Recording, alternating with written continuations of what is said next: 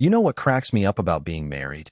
You think you understand the person you live with until money gets tight and they show you a whole different side of themselves. About 2 weeks back, I made the mistake of asking my wife, Megan, one simple question about our credit card bill. $847. 1 month. All of it blown on trendy restaurants, fancy little boutiques, and that new rooftop bar downtown where her friends like to act as if they are starring in a music video. I was not even upset when I brought it up. It was a Sunday morning.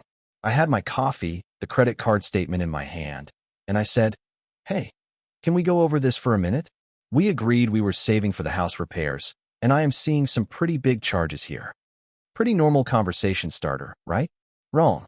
Megan looked at me like I had asked her to solve advanced physics equations. Then she blew up. "Are you seriously going to monitor every dollar I spend? I work too. I deserve to hang out with my friends. You are being controlling, and honestly, it is not attractive." Controlling? For asking about almost $900 in restaurant bills and shopping trips when we have a leaking roof and a car payment coming up? But sure, I guess I was the villain in her version of the story. That was the moment she switched me off completely. And I mean literally. For 2 straight weeks, I might as well have been a ghost haunting my own home. Megan would wake up, get dressed, grab her bag, and walk right past me like I was a lamp or a coat rack. If I said good morning, I would get a grunt on her generous days. At dinner time, she would heat up something for herself and sit there scrolling through her phone, posting photos of her latest purchases with captions like, "Treating myself because I earned it." The silent treatment was nothing new. She had used it before, but this time it felt different. It felt calculated. She wanted to make sure I understood the rule. Ask questions about her spending, and you get iced out until you apologize and hand over the credit cards without a single complaint. But here's what she did not count on. I stopped trying to talk. No more "how was your day?" No more attempts at peace. Two can play that game, and my patience runs deeper than she thinks. The real kicker came last Tuesday. I overheard her talking to her mother, Linda, about some big birthday dinner she was planning for herself. "Yeah, I made reservations at that new steakhouse downtown," she said.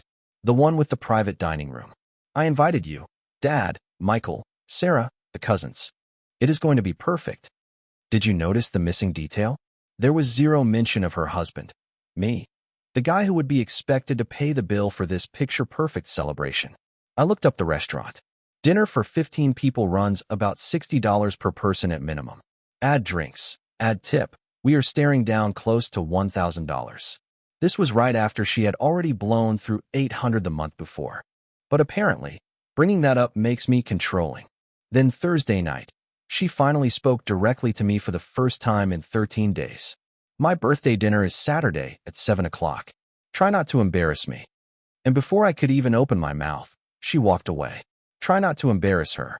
After treating me like I did not deserve basic human respect for 2 full weeks. She had some nerve. That was when I made my decision. Saturday afternoon, while she was upstairs getting ready, I grabbed my keys and walked out. No fight, no explanation, no drama. I drove across town to a sports bar, ordered a burger and a beer, and watched the game. It was the first peaceful moment I had felt in half a month. My phone stayed quiet until 7:30. Then the calls started coming in. The first call went to voicemail. I was halfway through my burger when she called again. That time, I answered.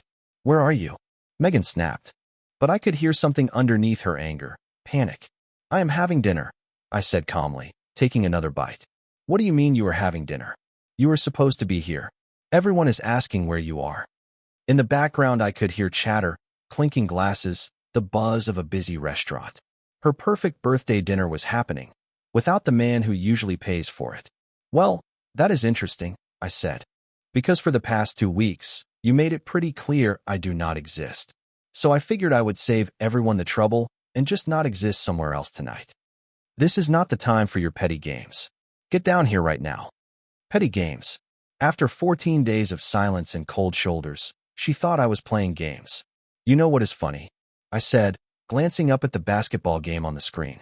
2 weeks ago, I asked about $800 in charges, and you called me controlling. You said you deserve to have fun. Well, guess what? I deserve to have fun, too. And tonight, my fun does not include celebrating someone who does not celebrate me." The line went quiet for a moment. I could hear Megan moving around on the other end of the line, probably stepping away from the dinner table. Everyone is staring at me, she hissed. My whole family is sitting here asking questions. You are making me look like an idiot. I am not making you look like anything, I told her. You organized this entire dinner without including me in a single conversation. You invited 15 people to an expensive restaurant and just assumed I would show up and pay for it. After 2 weeks of acting like I do not even exist, you made your choice. Fine, she snapped, her voice getting louder. If you want to be childish and ruin my birthday, that is on you. But do not think I am going to forget this. I do not expect you to forget anything, I said. I expect you to explain to your family why your husband is not at your birthday dinner. Should be interesting. And with that, I hung up. A moment later, my phone buzzed 3 times in a row. You are being ridiculous. Everyone thinks something is wrong with us. Just come down here, and we will talk later. I turned my phone face down and asked the bartender for another beer. The truth was, I could picture the entire scene at that table without even being there. Her parents trying to figure out what was going on. Her brother wondering where I was. The cousins whispering. Megan scrambling to come up with some excuse that would not make her look bad, while also avoiding admitting she had been giving me the silent treatment for 2 solid weeks. Around 8:15, my phone rang again, different number this time. Hello. Hey, it is me, a familiar voice said. It was her brother, Jason. Look, she asked me to call you. Says you two had some kind of fight. The whole table is feeling awkward, man. Her mom keeps asking if you were sick or something. I had to give the guy credit. Jason had always treated me well and never tried to get mixed up in our issues. We did not have a fight, I told him. We have not spoken in 2 weeks. She decided I did not deserve basic conversation in my own home. So I decided she did not deserve my presence at her party. 2 weeks. Seriously? 2 weeks of complete silence because I asked about her credit card bill. You tell me, does that sound reasonable to you? He was quiet for a moment. Man, that is not normal. No, it is not. So when she tells everyone I am sick or working late or whatever story she came up with, just remember this conversation. When I ended the call, something clicked in my mind. For 2 weeks, I had been painted as the villain in her little narrative, the controlling husband who dared to ask about finances. But now, with her family sitting around that table questioning her, she had to explain why I was not there. And that explanation was not going to paint her as the hero. My phone stayed silent for the rest of the night. When I pulled into the driveway around 10 o'clock, Megan's car was not there. She did not come home until after midnight. When she finally walked in, she headed straight upstairs without a word. The silent treatment was back. But this time, it felt different. This time, she was not punishing me. She was avoiding me. And that meant, for the first time in a long while, I was winning. Sunday morning, at about 9 o'clock, my phone rang again. I was pouring myself a cup of coffee when I saw her mother's name on the screen. Good morning, I said, genuinely happy to hear from her. I had always gotten along well with Linda. Hi, sweetheart. How are you feeling? Her tone had that careful edge to it, the kind people use when they are trying to gather information without asking too directly. I am feeling great, actually. How are you? Well, I am a little concerned. Last night was unusual.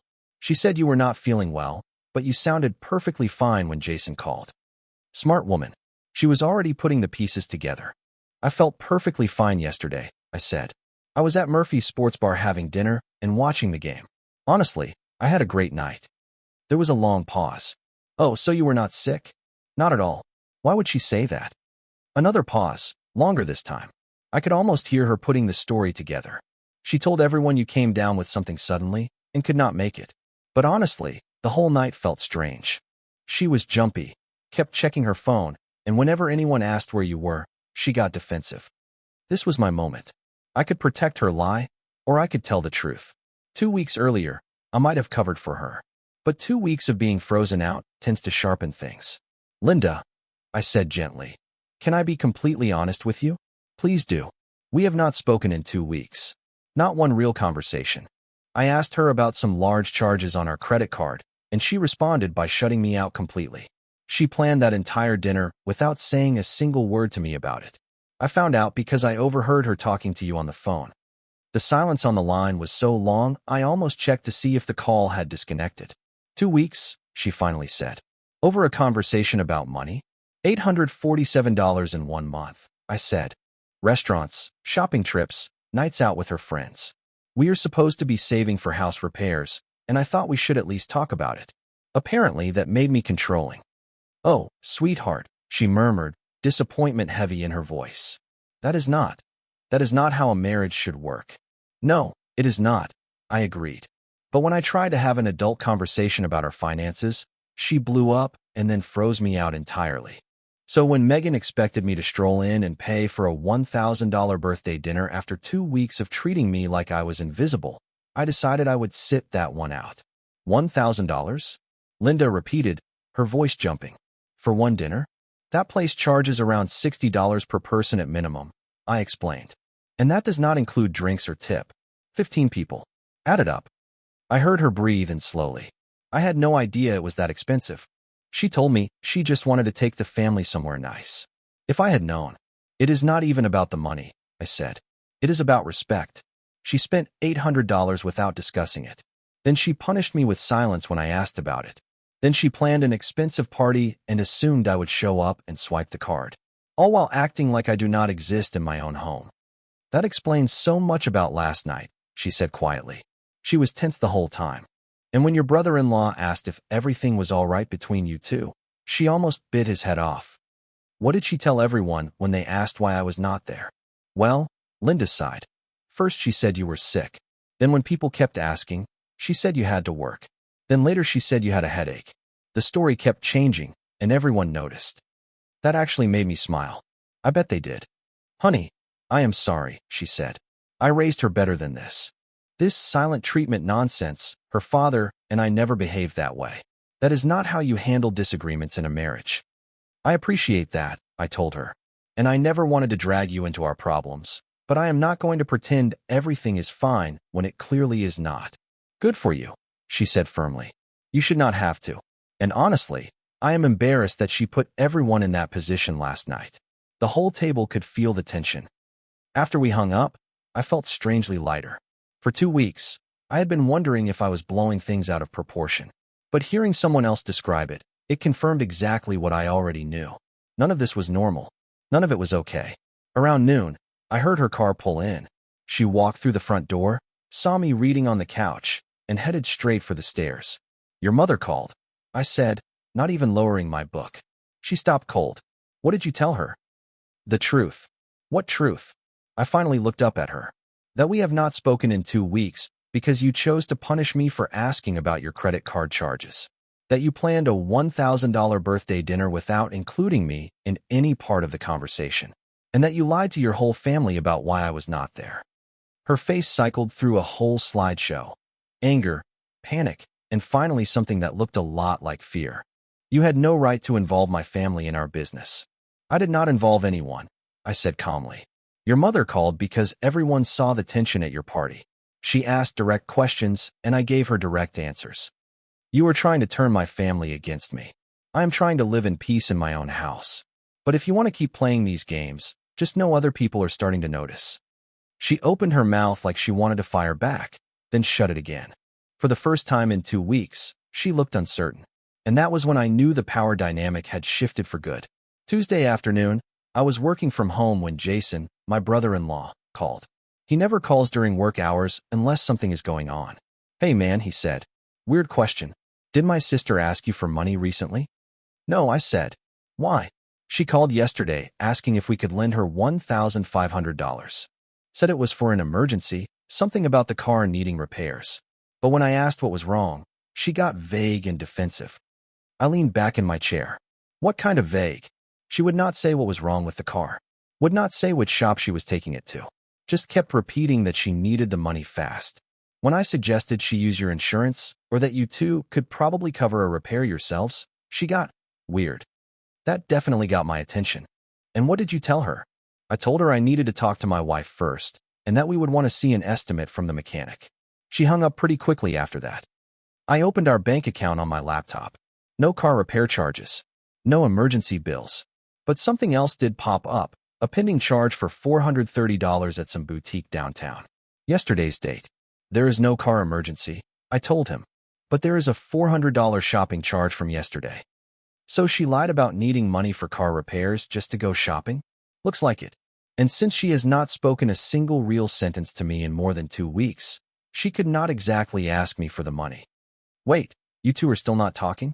I figured that birthday dinner thing was just a misunderstanding. Nope, I said, still getting the silent treatment. But apparently, she feels fine racking up charges on our joint account and asking your family for cash. He went silent for a moment. Dude, this is getting weird. Mom called me after she talked to you on Sunday. Jason let out a sigh on the phone. Mom is really worried about how my sister is handling all of this. What did she say? I asked. She said the silent treatment reminds her of how Megan used to act when she was a teenager and did not get her way. Mom thought she had grown out of that. He paused. Apparently not. He cleared his throat. Look, I never step into you two's business, but this does not feel normal. The lying about money, the ignoring you for weeks, trying to get cash from family members, it feels like she is either spiraling or just showing who she really is when things do not go exactly how she wants. Maybe, I said. I honestly do not know anymore. Either way, he said, I figured you should know about the money thing. And just so we are clear, I am not lending her a penny without checking with you first. After we hung up, it hit me that her circle of influence was shrinking. Her mother was asking questions. Her brother was verifying everything she said. And she was running out of people to manipulate. That evening, Wednesday, she finally broke her silence again. The second time in almost 3 weeks.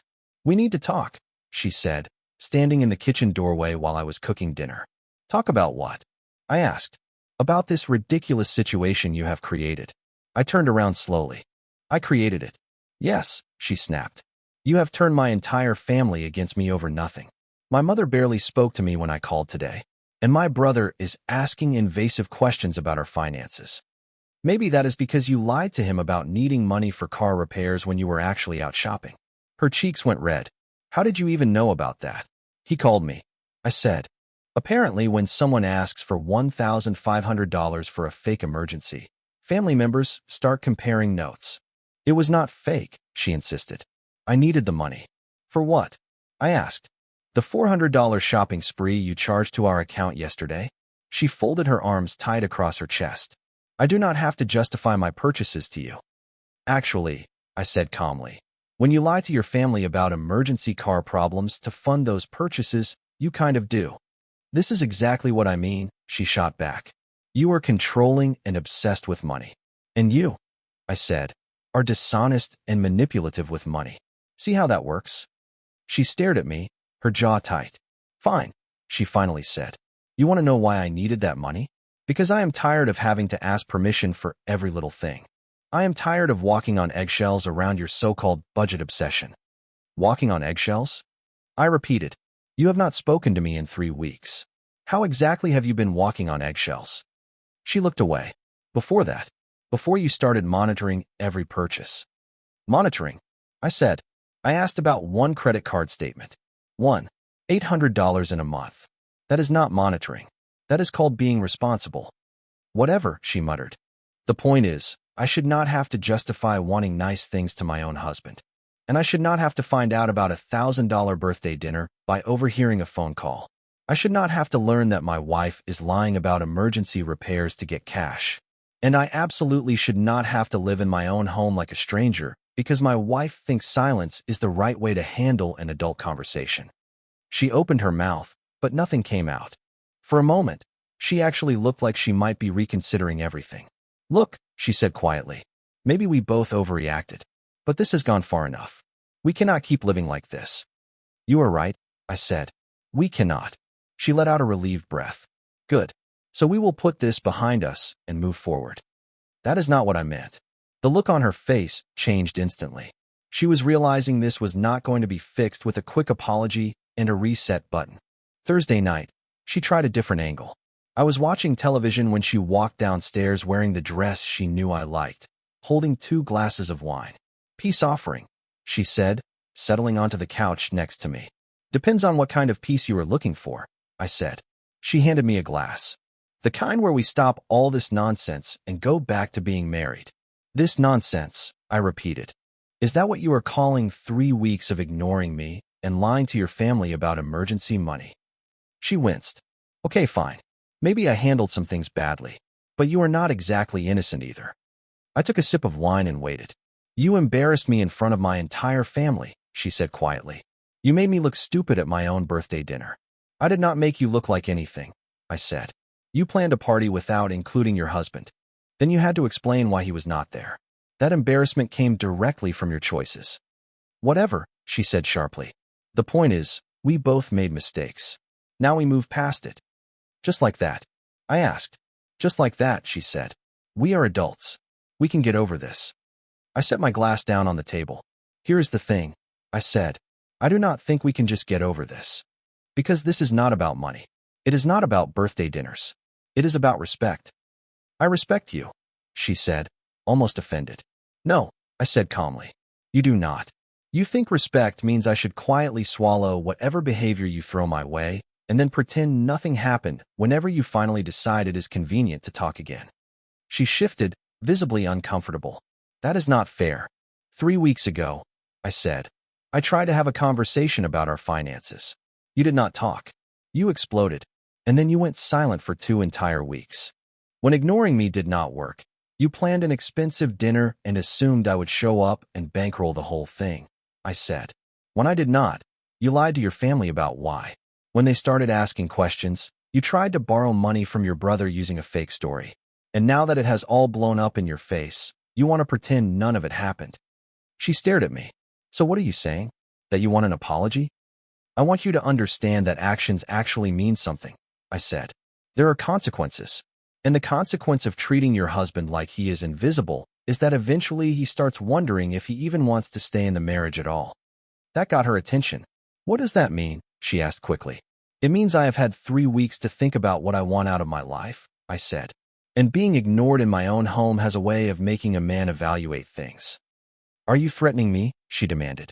I am not threatening anything, I said calmly. I am describing reality.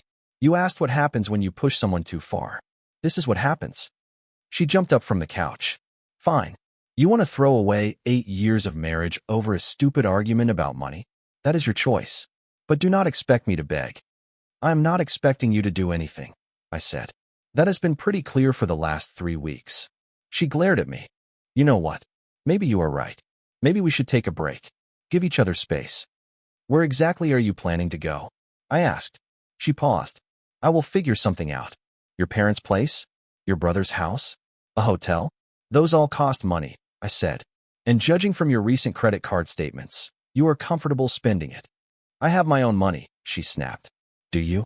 I asked.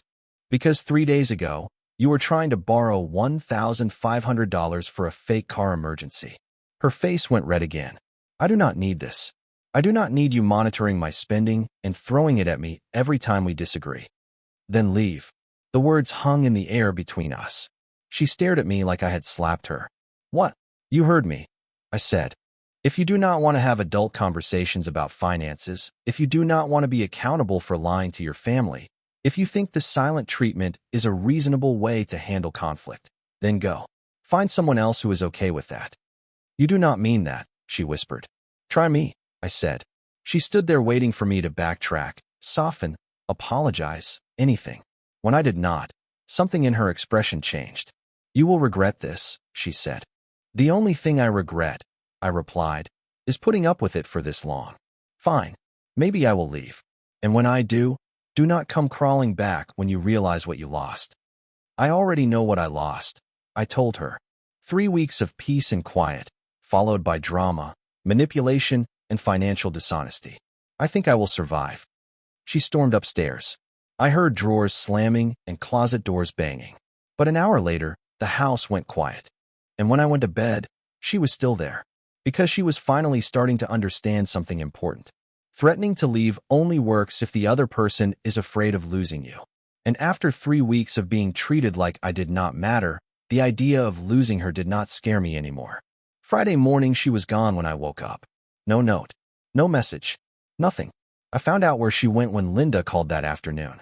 She showed up at our house last night with 2 suitcases, Linda said. She told us you kicked her out and refused to let her come home. That is an interesting version of events, I said. What did you tell her? I told her that marriages do not survive when one person gives the other person the silent treatment for weeks.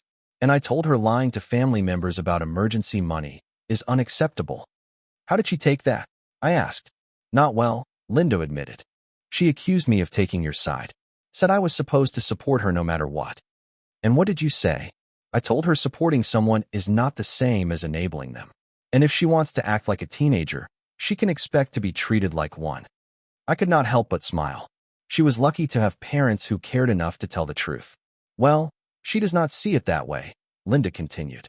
She has been calling her friends all morning trying to get someone to take her side. How is that working out? I asked. Not very well, Linda said. Apparently her friends are not as sympathetic as she expected. One of them said the silent treatment for 3 weeks is not normal. Another said she would be furious if her husband planned expensive dinners without talking it over first. Really? I asked. Really, she said. She hung up on 2 of them. The third one, the friend who usually encourages all the shopping, told her maybe she should look into marriage counseling. That must have been a wake-up call, I said. You would think so, Linda replied. But instead of taking a hard look at her behavior, she is doubling down. She says everyone is being unfair to her. Says no one understands how controlling you are. Of course she is saying that. There is something else, Linda added. Her father and I talked last night. We have decided we are not going to fund this tantrum. She can stay here a few days, but if she wants to turn this into a real separation, she will have to figure out how to support herself. That sounds fair, I said. We love our daughter, she said. But we did not raise her to treat marriage like a toy she can throw across the room when she is upset. Honestly, we are embarrassed by how she has been acting. Saturday passed quietly. No calls from Megan, no texts, no blow-ups. I cleaned the house, cut the grass, and enjoyed the silence. Sunday was just as peaceful. Monday morning, Jason called. She asked me to play middleman, he said. Wanted me to find out if you were willing to work things out. What did you tell her? I asked. I told her that is not how this works, he said. If she wants to repair her marriage, she needs to talk to you directly like a grown adult. And how did she take that? I asked. She said you will not listen to her. That you already made up your mind. She is right about one thing, I said. I have made up my mind, but not about ending the marriage. I have made up my mind about what I will and will not tolerate going forward. That means no more silent treatment, no more financial lies, no more misleading her family, and no more planning expensive events and assuming I will just show up to foot the bill. That sounds pretty reasonable, he said. The real question is whether she thinks it sounds reasonable. Tuesday afternoon, she came home. I heard her car pull into the driveway while I was working. She walked in carrying the same 2 suitcases she left with. We need to talk, she said, standing in the doorway. All right, I said. I have been thinking about what you said. About respect. About consequences.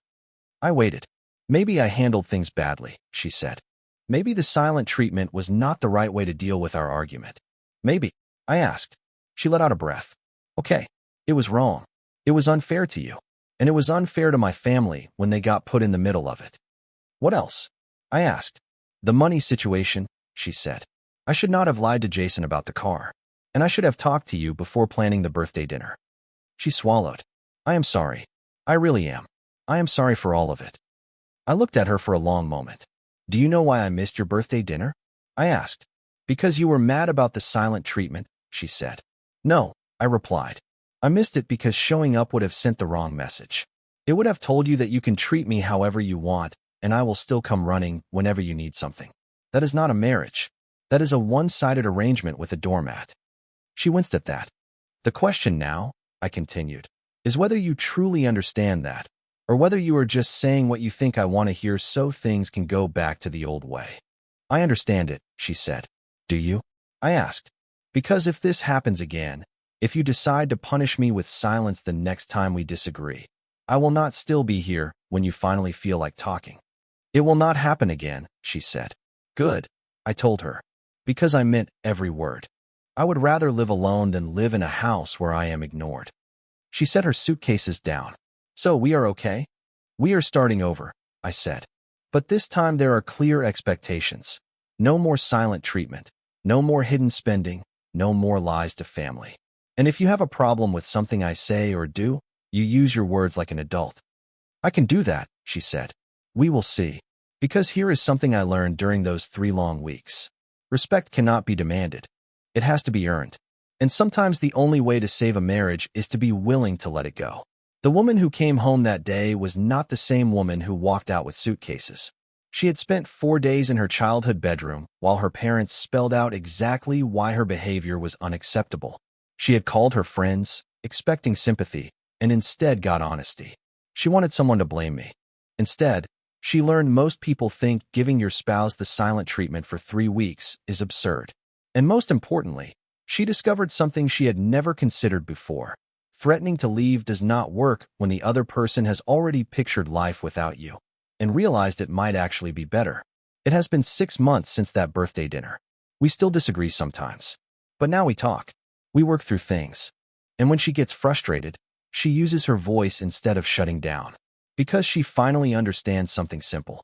Marriage is not a game where the person who cares less wins. It is a partnership where 2 people choose respect and honesty every single day. And if they do not, well, then it is not a marriage worth keeping.